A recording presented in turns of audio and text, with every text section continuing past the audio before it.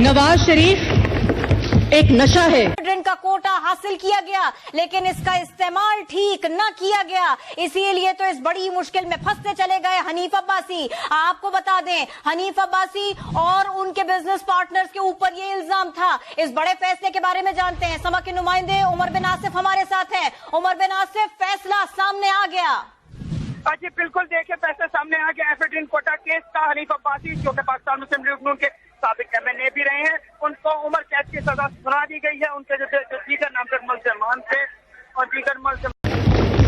नवाज शरीफ एक नशा है और ANF की जानिब से गिरफ्तार किया गया है। एंटी नार्कोटिक्स फोर्स की जानिब से राना सनाउल्लाह को तहवील में ले लिया गया है। नवाज शरीफ एक नशा है। फौजिया अयूब के घर पर छापा मारा है जिसमें 4 मन मनशियात बरामद कर ली गई हैं। तैयब अयूब के बेटे को गिरफ्तार कर लिया गया। एंटी नार्कोटिक्स की टीम ने साबिक MPA नवाज शरीफ एक नशा है।